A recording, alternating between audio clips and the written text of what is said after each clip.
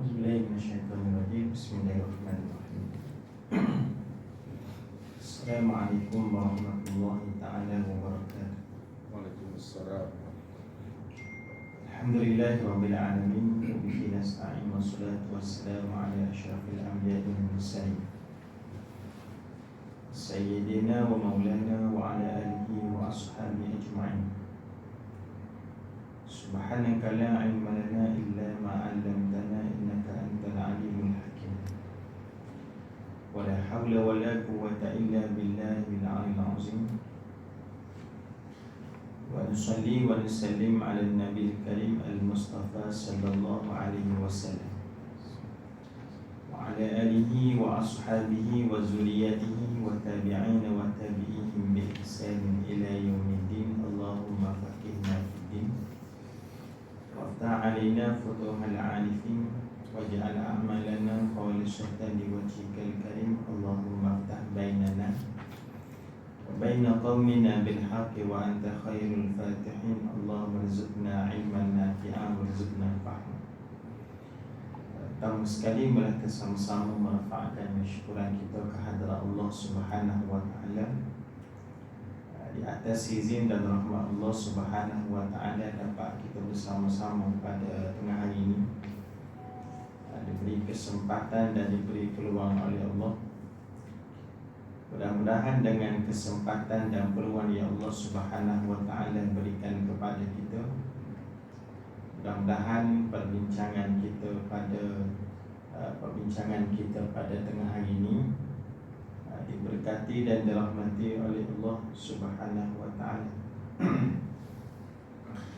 Insya-Allah tuan-tuan yang dirahmati oleh Allah, pada tengah hari ini kita akan melihat beberapa nasihat yang disebut oleh Sayyidina Utsman ibn Affan berkenaan dengan 5 tanda bagi orang-orang yang bertakwa. Daripada Sayyidina Utsman ibn Affan radhiyallahu ta'ala anhu, dia berkata, khamsun kunna alamatul muttaqina, awwaluha la yujalisa illa ma yuslihud dina ma'ahu wa yaglibul farja wal lisana wa idza asabahu syai'un 'azimun minad dunya yarahu wabalin wa idza asabahu syai'un qalilun minad din iltanama dzalika wa la yamla'u batnuhu minal halali khawfan min an yukhalitahu haram wa yara an-nasa kullahum qad najaw wa yara nafsuhu qad halakat. Disebut, dikata ada 5 tanda bagi orang-orang yang bertakwa kepada Allah. Yang pertama ialah tidak duduk bersama selain daripada orang yang menjadi baik agamanya. Bila bersama dengan orang tersebut, dia boleh menahan kemaluan dan juga ucapannya, yakni lisannya. Kedua, apabila dia ditimpa oleh perkara besar daripada perkara dunia, maka ia akan memandang sebagai perkara yang biasa yang tidak dan tidak mempedulikannya. Ketiga, apabila dia ditimpa sahaja perkara yang dari persoalan agama, maka ia akan melihat perkara tersebut sebagai perkara yang menguntungkan. Keempat ialah tidak memenuhi perutnya dengan mana barang yang halal kerana takut bercampur dengan perkara yang haram. Kelima ialah memandang bahawa orang lain itu selamat, berjaya, dan ia menerima sebagai seorang yang musnah, binasa ataupun celaka. Ini yang disebut oleh Sayyidina Utsman ibn Affan, tanda-tanda bagi orang-orang yang mempunyai sifat bertakwa kepada Allah Subhanahu wa taala. Takwa ni apa? Takwa ni ialah yang disebut dengan beberapa takrifan lah. Takwa ni ada yang sebut bahawa takwa dengan maksud takut. Ada juga menyebut bahawa takwa ni ialah seseorang itu yang berhati-hati, berjalan di atas muka bumi Allah, dia berhati-hati supaya tidak melakukan perkara yang dilarang oleh Allah. Seperti mana yang pernah disebut oleh seorang sahabat bila orang tanya dia, apakah yang dimaksudkan dengan takwa? Dia pun cerita, dia kata takwa ni ialah seolah-olah seperti mana dia punya perumpamaannya, kalau kamu berjalan di satu tempat, yang mana tempat tersebut ada duri, ada halangan. Waktu tu kamu buat macam mana? Dia kata mestilah kita akan elok. Kalau ada duri mesti kita akan langkah. Jadi maksudnya orang bertakwa ni ialah dia bila dia berjalan di atas satu jalan, dia akan elok. Kalau ada benda yang dilarang oleh Allah, maka dia akan lari. Kalau ada benda-benda yang bahaya, benda-benda yang bertentangan dengan agama, maka dia akan langkah perkara tersebut. Maka dia tidak akan melakukan perkara. Maknanya orang takwa ni orang yang melihat setiap daripada perjalanan dunia ini, kemudian dia berhati-hati dalam langkahan dia, supaya tidak terpijak, supaya tidak termasuk dalam perkara yang dilarang oleh Allah. Ini yang disebut sebagai orang yang bertakwa. Ada juga pandangan ataupun pandangan yang paling masyhurnya adalah pandangan daripada Senari. Senari dia pernah sebut bila orang tanya dia takwa ni apa. Dia pun sebut dia kata takwa ni adalah khaufun minal jalil wa radha bil qalil wal amalu bit tanzil wa isdad yaumir rahim. Pertama dia kata takwa ni ialah orang tu orang yang takut kepada Allah. Ini takwa. Kemudian orang ni bukan sekadar takut, tapi dia ni rata terhadap apa yang Allah Ta'ala berikan kepada dia, walaupun benda tu adalah benda yang sedikit. Rata bil qalil, rata dengan sedikit. Kalau sikit pun dia rata, maka yang banyak lagi lah dia akan rata terhadap perkara tersebut. Yang ketiga ialah maknanya ialah dia beramal dengan apa yang telah diperintahkan oleh Allah. Yang ketiga. Yang keempat ialah seseorang yang melakukan persediaan untuk berjumpa dengan Allah Subhanahu Wa Taala. Jadi empat ciri-ciri ini disebut oleh Sayyidina Ali maknanya bahawa ini di antara ta'rifan ataupun ciri-ciri orang yang bertakwa. Maknanya ialah ciri-ciri ini. Dan orang yang bertakwa ni adalah orang yang paling mahal. Mempunyai kedudukan yang tinggi. Mahal ni maknanya menguntungkan ni adalah dengan pandangan akhirat, bukan dengan pandangan dunia. Kalau dunia ni dia tak tengok tuan-tuan orang tu takwa ke tidak, dunia ni dia akan melihat pada perkara-perkara yang bersifat zahir. Kerana itulah kedudukan dunia. Jadi dia tidak menilai perkara yang membawa kepada keberuntungan. Jadi dia punya apa? Dia punya sebab nilaian dia tu tidak dapat dibalas. Dunia ni untuk nak mendapatkan sesuatu perkara dunia ni dia kena cara berjual, mana cara berjual beli dia adalah dengan menggunakan duit. Jadi sebab tu ada orang yang mana mencari keduniaan, cari duit dan sebagainya untuk dia bermuamalah, untuk dia berniaga di atas dunia ni. Tapi di akhirat tidak. Cara tukaran dia ialah dengan berdasarkan kepada amalan dan takwa seseorang tersebut. Itu tuan-tuan yang dirahmati oleh Allah. Dan takrifan takwa ni kita akan tengok. Dan kita akan lihat bila masuk Ramadan nanti. Ini dah masuk pada dah nak dekat bulan Syaban. Ini akhir-akhir bulan Rejab. Kemudian kita akan masuk bulan Syaban. Maka lepas ni kita akan masuk pada bulan Ramadan. Ini bulan yang ditunggu-tunggulah. Bulan yang kita rasa seronok nak hadapi bulan Ramadan. Jadi dia akan rasa gembira, gembira dengan kehadiran Ramadan. Sebab bila masuk Ramadan ialah Allah maknanya menawarkan dengan begitu banyak kurniaan-kurniaan, pengampunan dan sebagainya yang akan diberikan kepada hamba-Nya pada bulan Ramadan. Jadi patutnya kita ni dah ada dah rasa bibit-bibit kegembiraan tu dah ada dah. Jangan kalah dengan setengah-setengah orang tu tuan-tuan. Setengah orang tu kalau tukang jahit sekarang dia tak terima dah baju. Baik. Jadi kerana apa? Kerana nak sambut Ramadan lambat lagi, sebulan lagi. Tapi kalau orang nak tempah baju dia tak terima dah. Kerana apa? Kerana tempahan tu begitu banyak. Baju untuk raya orang tempah pada bulan Rejab. Kain dia beli pada bulan Jamadil akhir.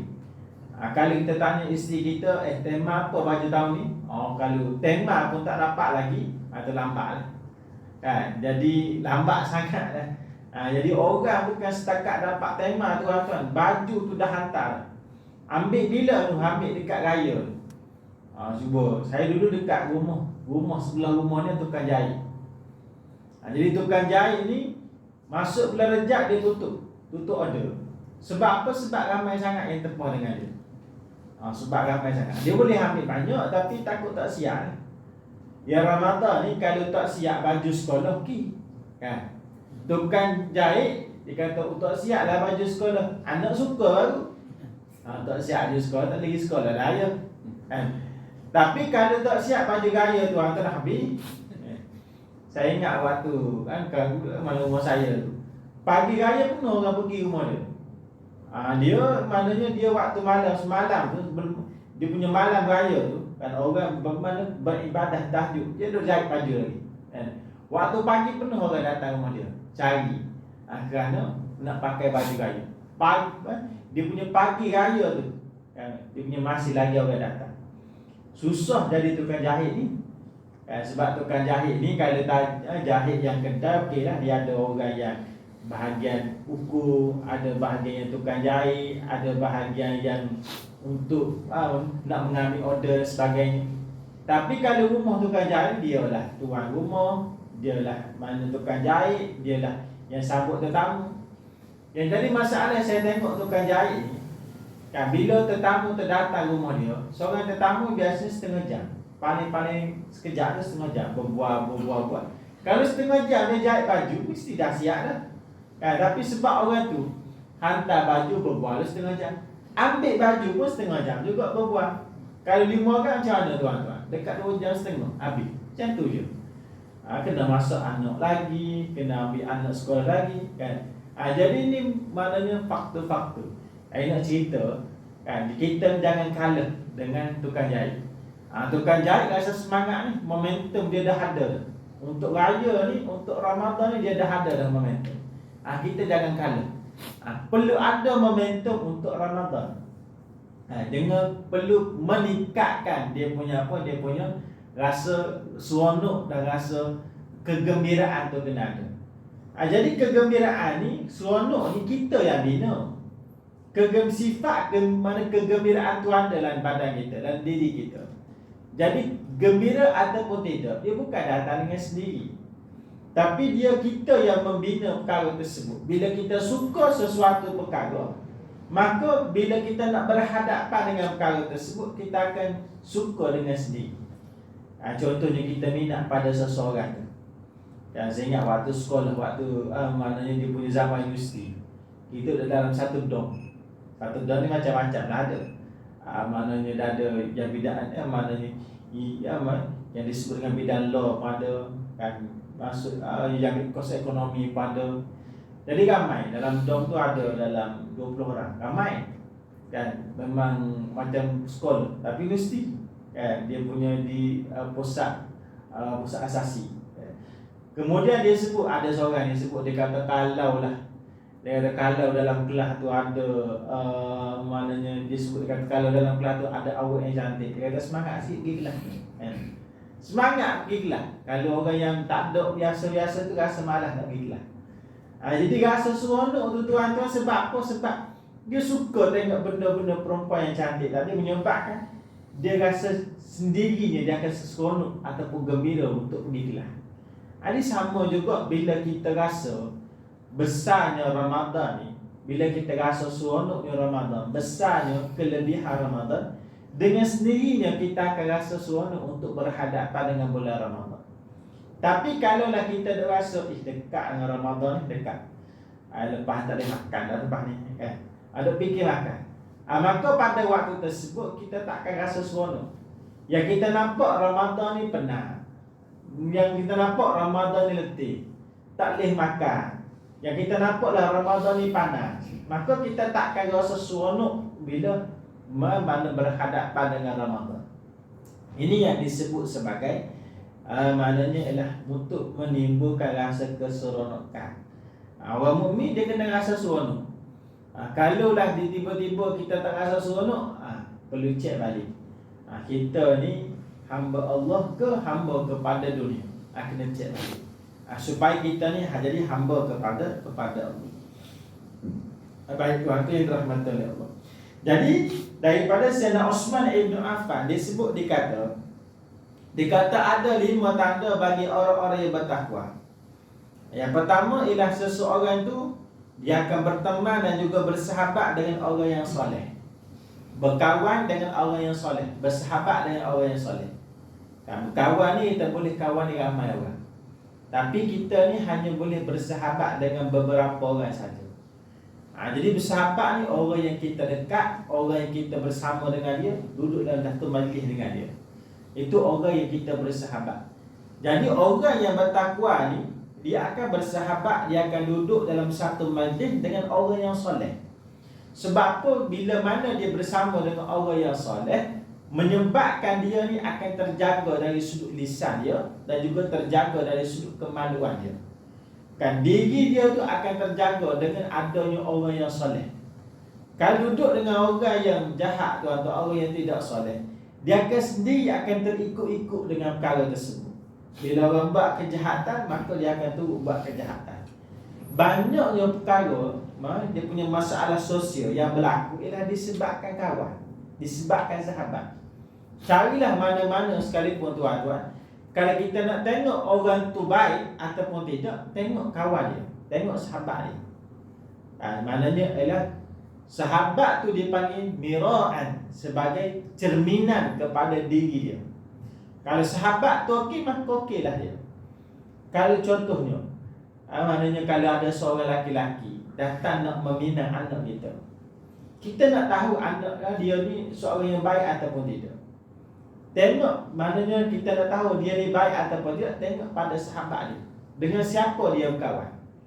Kalau dia berkawan dengan, bersahabat dengan orang yang tidak baik, maka kemungkinan besar dia itu tidak baik. Itu kemungkinan, ada kemungkinan. Dia panggil cerminan kepada sahabat dia tersebut. Itu tuan-tuan yang dirahmati oleh Allah Subhanahu wa taala. Sahabat ni penting untuk pastikan diri kita ni dapat dijaga dengan baik. Sebab tu sahabat-sahabat ni mana kelebihan bersahabat ni banyak. Bersahabat dengan orang yang soleh ni banyak. Sebab tu kalau kita lihat dalam peristiwa mana cerita berkenaan dengan Ashabul Kahfi. Cerita Ashabul Kahfi yang mana 7 orang pemuda yang keluar daripada negeri, yang mana negeri tersebut negeri yang rosak dari sudut akidah dia, pegangan dia. Jadi mereka ni keluar bila ada satu majlis ni, disebut dalam satu riwayat ni versi cerita kan, versi dia punya Ashabul Kahfi ni banyak versi kan. Di antara satu versi dia sebut, dia kata ketika mana raja tu buat majlis, raja ni mengajak orang untuk mengaku diri sebagai Tuhan. Memang raja zaman dulu ada yang mengaku diri dia sebagai Tuhan. Kemudian raja bila buat majlis, orang ni kan secara naluri dia tiba-tiba dia rasa tak kena lah. Walaupun orang ni merupakan penasihat pada raja, raja lantik 7 orang ni sebagai orang yang khusus, ada kecerdikan, ada kehebatan, kemudian dilantik untuk menjadi pendamping ataupun penasihat kepada raja. Tengok suasana pada waktu tu, dia kata tak boleh pergi ni. Dia tak rasa seronok. Dia tak rasa hati dia tak rasa tenang pada waktu tu. Dia pun keluar daripada majlis kerumunan tadi, dia keluar, dia pun pergi pada satu pokok, dia pun duduk menyandar, dia pun duduk merenung. Kan, bagaimana benda yang sebenarnya macam mana. Sebab benda nampak macam tak betul. Bila dia duduk merenung, tuan-tuan, tiba-tiba datang pula seorang lagi keluar daripada kerumunan. Last kali tu cukuplah 7 orang. Bila cukup 7 orang ni, menyebabkan mereka kata benda yang kita ni sepakat, bahawa benda yang dibuat oleh raja dan rakyat pada waktu tersebut adalah perkara yang salah. Kan, kita dapat tahu secara akal yang sihat bahawa benda ni benda yang salah. Mana mungkin manusia boleh jadi raja? Kan, jadi mesti raja mana mana mungkin manusia boleh jadi Tuhan? Kan? Jadi mesti Tuhan ni mana zat yang berkuasa, yang menjadikan segala-galanya. Akhir sekali dipendekkan cerita, mereka pun lagi. Mereka tidak berada dalam kota tersebut, bukan cari rumah sewa baru kemudian duduk di tempat itu, tidak. Bina markah tak. Sebab mereka tahu kalaulah mereka berada di tempat tersebut boleh memberikan kesan atau memberikan pengaruh, menyebabkan mereka juga akan jadi rosak. Sebab bilangan mereka sikit, 7 orang. Lalu larilah mereka ni sampai di satu gua. Satu gua, dan mereka pun bersembunyi dalam gua tersebut. Sampai sekarang gua tu adalah menjadi khilaf. Mana tempat gua tu sebenarnya? Khilaf. Tidak ada seorang pun yang pasti yang boleh sebut bahawa inilah gua dia. Tapi yang dakwa tu ramai lah. Pergi Jordan jumpa, kata ni gua Ashabul Kahfi. Pergi tempat lain ke Syam, tempat lain pun jumpa inilah mana gua Ashabul Kahfi. Macam-macam, pergi banyak bersih. Tapi maknanya ialah mereka pergi ke satu gua, duduk di gua tersebut, rasa penat, rasa letih, kemudian tidur. Mana tertidur di gua tadi. Tidur dalam gua tu selama 350 tahun. Lama lah. Satu tempoh yang 300 tahun lebih. Tidur dalam gua tersebut. Dan nak sebut ceritanya tuan-tuan, ialah mereka berada satu kelompok. Bila mereka mempunyai matlamat yang sama, pemahaman yang sama, nak selamatkan akidah dan keimanan mereka, duduk dalam 7 orang, mereka jadi kuat. Dan mereka tidak boleh bercampur dengan golongan yang rosak tadi. Kemudian mereka lari. Ini yang disebut sebagai istilah, ada ulama menyatakan tentang untuk menjadikan seseorang itu baik dan soleh, dia perlu menjadi antaranya adalah golongan Ashabul Kahfi moden. Dan kalau Ashabul Kahfi zaman dulu pergi masuk dalam gua yang Allah Ta'ala cerita, perlu ada golongan Ashabul Kahfi moden untuk nak pastikan bahawa diri dia tu selamat. Pertama kali kita tengok ialah ciri Ashabul Kahfi ni, dia ada sahabat. Kena cari sahabat yang soleh. Itu dalam satu majlis. Di tempat kita tuan-tuan ada. Di Selangor ni ada majlis-majlis selawat, majlis-majlis ilmu, kelas-kelas pengajian ada. Cuma kita ni di Selangor ataupun di KL, di Kuala Lumpur ni, di Lembah Kelang ni terlalu ramai sangat rakyat. Bilangan tu terlalu ramai sangat. Dan orang yang tak pergi masjid dengan orang yang pergi masjid, orang yang tak pergi masjid tu lebih ramai. Orang yang tak mengaji agama tu lebih ramai daripada orang yang mengaji. Jadi kita, sehinggalah kita tengok bahawa dia punya Lembah Kelang ni tak ada agama. Sedangkan Lembah Kelang ni banyak majlis-majlis agama. Guru-guru banyak di Lembah Kelang ni. Kan habaib yang berada di Lembah Kelang ni banyak. Kalau tuan-tuan nak tengok banyak tak banyak, cuba tengok di masjid tu, dia punya masjid-masjid yang besar. Masjid Negeri Shah Alam, masjid-masjid apa. Dia akan buat majlis-majlis tersebut. Ada majlis selawat yang dilakukan secara berkala. Tiap-tiap minggu ada, tiap-tiap bulan ada, yang mana mereka buat majlis-majlis ni. Jadi maknanya kalau kita nak selamat tuan-tuan, kena berdamping ataupun bersama dengan orang-orang. Cari sahabat-sahabat yang baik. Barulah kita boleh menjadi setiap tamu untuk jadi Ashabul Kahfi moden. Yang kedua ialah tidak bercampur dengan masyarakat yang rosak. Jangan campur dengan masyarakat yang rosak. Bila kita bekerja, berkawan di tempat kerja, bersahabat di tempat kerja, kemudian balik rumah, jangan kita keluar lagi sehingga membawa kepada melakukan perkara-perkara yang jahat. Bila kerja waktu malam, mana petang, waktu malam ni bahaya.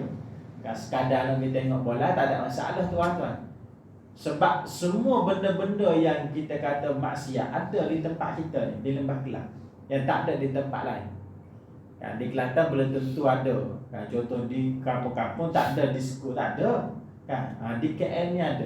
Mudah untuk dapatkan. Nak buat maksiat begitu mudah di tempat kita ni. Pelacur ada, disko ada, clubbing ada, ada seorang asli dan dia sebut, dia kata saya ni memang ahli clubbing, tapi saya tidak hipokrit. Dia sebut, dia mengaku bahawa dia kalau kita ni memang ahli ataupun kita ni memang buat jahat, tak payah mengaku. Jangan mengaku. Anggap benda tu sebagai benda yang aib, memalukan. Walaupun kita tak boleh tinggal lagi maksiat tersebut, jangan kita mengaku, jangan kita isytiharkan depan orang. Bila Allah Ta'ala tutup keaiban kita, jangan kita pula pergi buka. Yang jadi masalahnya, ada orang yang disebut, saya memang tak pakai tudung, saya memang suka tak pakai tudung, saya tidak hipokrit macam orang lain. Bukan soal hipokrit, Soalnya ialah kalau kita tak suka pada kebaikan, jangan pula kita mengisytiharkan untuk menyatakan bahawa memang kita tak nak buat kebaikan tu. Memang kalau kita ni tak boleh buat lagi kebaikan tu, ataupun kita ni memang tak boleh tinggal lagi kejahatan, jangan isytiharkan pada orang lain. Kalau kita isytiharkan pada orang, itu nampak sangat bahawa kita tak ada usaha untuk meninggalkan kejahatan tersebut. Ini tuan-tuan yang dirahmati oleh Allah. Jadi maksudnya ada perlu mana berlaku pengasingan, tidak terlalu mendedahkan diri kita di tengah-tengah masyarakat. Tidak akan jadi rasa. Ini yang disebut sebagai istilah, dipanggil istilah uzlah. Uzlah dengan maksud uzlah bukan uzlah mengasingkan masuk dalam gua, tidak. Tapi mana izlah, maknanya dia punya mengasingkan kehidupan, separuh daripada kehidupan kita, untuk memastikan kita ni menjaga. Dia punya apa? Menjaga kita punya maknanya hati kita dan hubungan kita dengan Allah Subhanahu wa taala. Kita boleh bersahabat tapi kena ada masa, tuan-tuan. Kena ada masa. Sebab tu kalau kita tengok ada pada sahabat ni, pada zaman sahabat ni ada seorang bernama Sa'ad. Sa'ad ni dia ni di antara sahabat. Dia ni peluk Islam. Kemudian lepas daripada dia peluk Islam, kemudian dia ni pada zaman Sayyidina Umar Al-Khattab, dia ni dilantik menjadi gubernur. Mula-mula Sayyidina Umar menjadi ketika mana Sayyidina Umar dilantik menjadi khalifah, dia orang yang pertama sekali sebut. Dia kata, wahai Umar, mana jawatan yang kamu terima ni merupakan amanah. Kamu perlu bertakwa kepada Allah. Sedap. Dia bagi pesanan. Sahabat ni memang bagi pesanan kepada sahabat yang lain untuk maknanya untuk menjaga ataupun untuk mengambil tanggungjawab tersebut. Duk lama tuan-tuan, Sayyidina Umar pun lantik dia menjadi gubernur. Dia kata tak nak jadi gubernur. Tak nak. Kemudian Sayyidina Umar pun sebut pada dia, pada awal aku dilantik menjadi khalifah, kamu memberikan pesanan kepada aku, menyatakan bahawa ini merupakan taklifat, satu bebanan, satu taklifat dan sebagainya. Hari ini aku nak bagi pada kamu supaya kamu pegang jawatan. Jangan kamu membiarkan aku untuk menanggung jawatan ini seorang diri. Last sekali, lepas Sayyidina Umar paksa dia untuk jadi gubernur, kemudian dia pun ambil barang dia, bawa family dia dalam keadaan menangis. Menangis, bawa barang dia, berhijrah, kemudian pergi jadi gubernur di tempat tersebut, di negeri itu.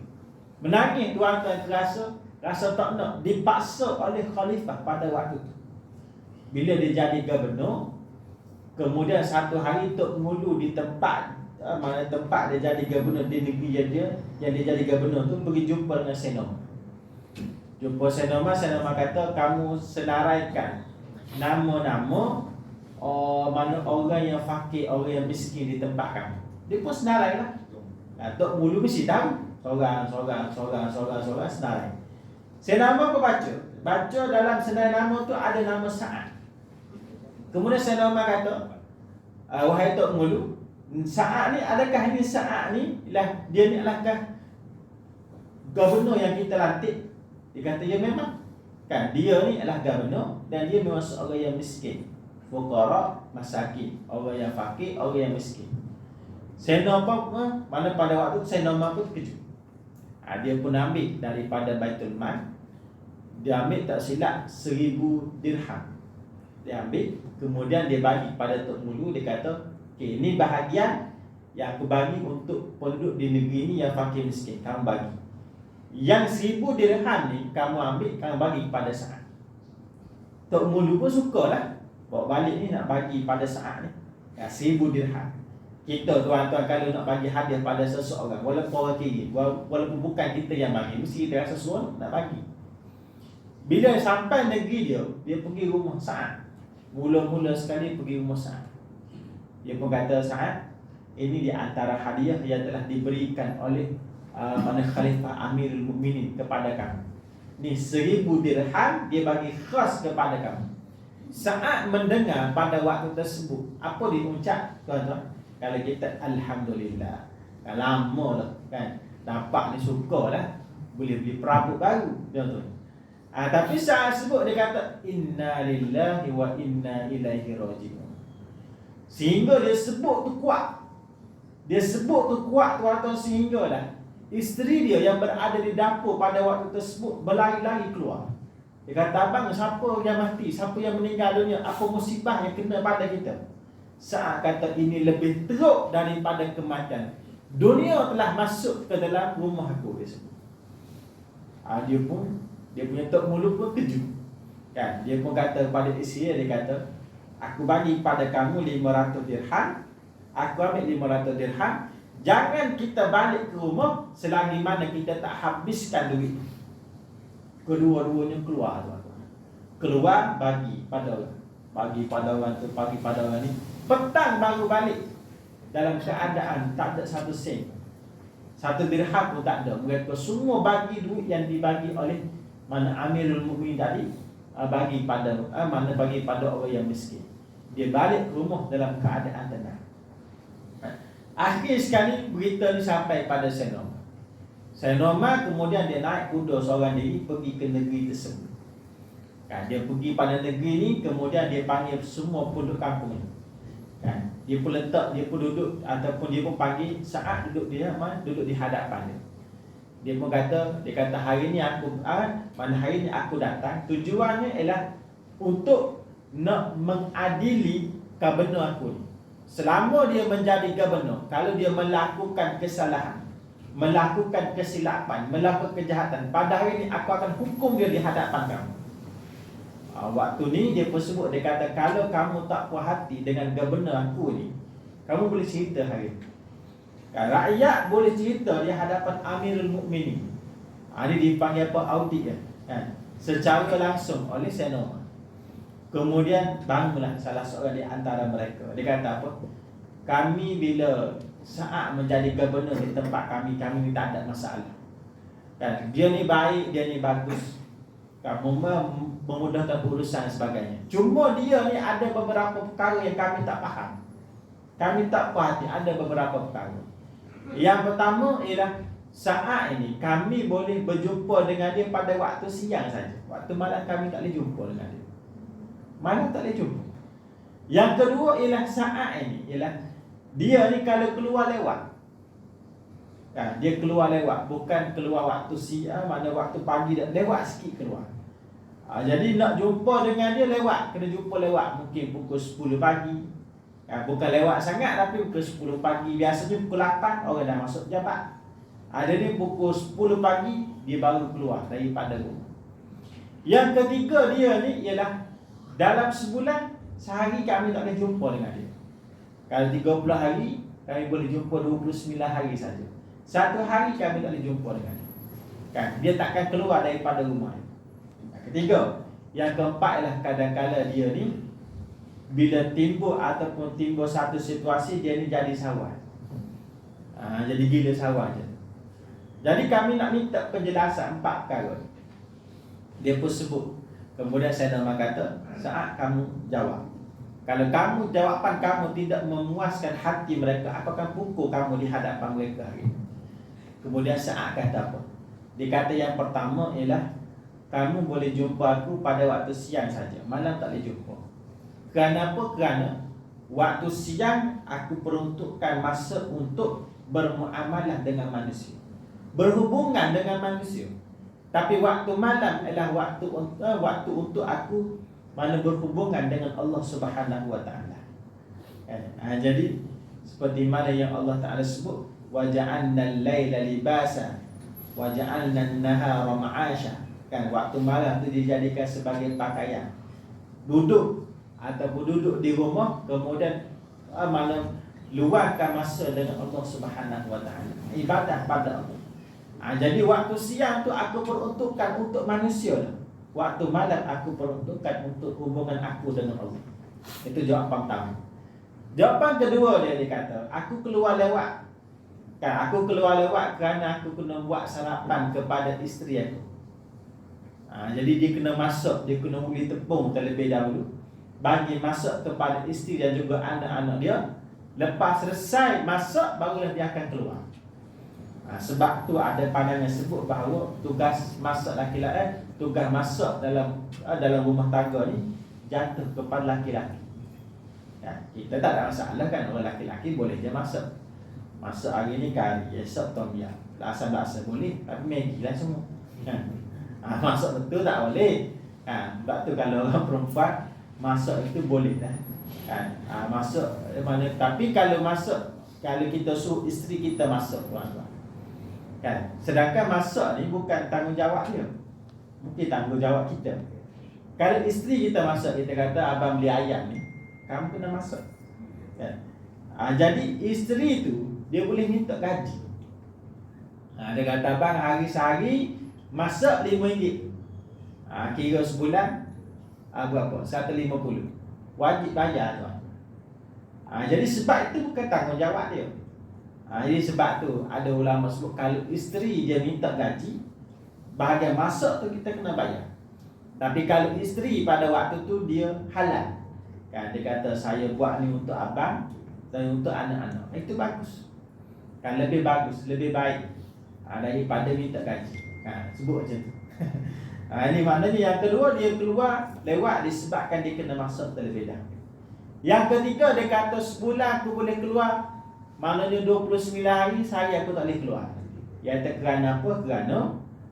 Kerana baju aku ni ada selai ni, sepasang ni saja.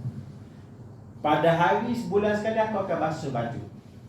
Bila basuh baju pada waktu pagi, kan, dia akan kering pada waktu petang.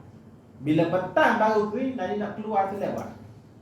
Itu sebab tu. Sebab yang keempat, kadang-kadang aku jadi sawan, ialah disebabkan maknanya aku melihat seorang sahabat yang telah disalib, kemudian dipotong anggota badan dia di hadapan masyarakat Mekah. Pada waktu tu, bila aku tengok, menyebabkan aku pengsan. Aku teringat peristiwa tersebut, aku akan jadi sawan, jadi gila. Kerana pernah pada zaman sahabat, pada zaman dulu, kan, seorang sahabat Rasulullah dipenjara, diheret, kemudian disalib di tengah-tengah kota Mekah. Kemudian orang pun sebut, dia kata, hendakkah kalau mana tubuh kamu ditukar dengan Muhammad? Sahabat tadi jawab, dia kata, maknanya aku lebih rela aku dibunuh berbanding dengan Rasulullah Muhammad terkena dulu. Baik akulah yang menanggung segala kesakitan. Waktu tersebut orang pun maknanya dia ambil pisau, dia mana memotong, dipotong dia punya setiap daripada anggota dia dalam keadaan dia masih hidup. Potong dia punya hidung dia, keluar biji mata dia, potong dia punya telinga dia, tangan dia dipotong satu-satu tangan dalam keadaan dia masih hidup, tuan. Penyiksaan sebegini dilihat oleh masyarakat Mekah pada waktu itu. Saat kata aku ada pada waktu itu, bila aku tengok, aku teringat, menyebabkan aku pengsan. Ini yang dicerita oleh Sa'ad. Jadi 4 benda yang disebut oleh Sa'ad tadi. Bila Sayyidina Umar dengar penjelasan dia, dia pun sebut, dia kata inilah gubernur yang sebenar-benar gubernur, dan aku puas hati dengan jawapan kamu. Wahai rakyat di negeri ini, dia kata, seandainya kalaulah kamu menyakiti dia, aku tahu kamu melakukan perkara yang melanggar perintah dia. Dia sebut, dia kata aku sendiri akan turun, aku akan sendiri akan mengadilikan. Ini Sayyidina Umar yang ada ketegasan. Ini nak sebut pada kita bahawa, kan, kita tadi berkenaan dengan maknanya perlu ada pengasingan, kan, diri kita waktu malam, peruntukan diri kita adalah untuk beribadah kepada Allah Subhanahu wa ta'ala. Jadi waktu siang kita sudah bekerja, waktu malam perlu ada peruntukan untuk ibadah, untuk family, untuk ibadah. Jadi kalaulah kita bekerja, siang bekerja, malam bekerja, dan kita bimbang bilakah masa untuk kita maknanya meningkatkan kekuatan untuk hubungan kita dengan Allah Subhanahu wa ta'ala. Ini yang disebut supaya ada dia punya apa, dia punya cara macam ni. Itulah tuan-tuan yang dirahmati Allah sekalian, itu saja perbincangan kita pada tengah hari ini. Mudah-mudahan Allah Ta'ala merahmati dan memberkati pertemuan kita. Jadi yang berkata daripada Allah, yang putih kelemahan saya. Assalamualaikum warahmatullahi wabarakatuh. وعلمنا بما ينفعنا ربنا آتنا في الدنيا حسنة وفي الآخرة حسنة وقنا عذاب النار. صلى الله عليه وسلم محمد وعلى آله وصحبه وبارك وسلم. الحمد لله.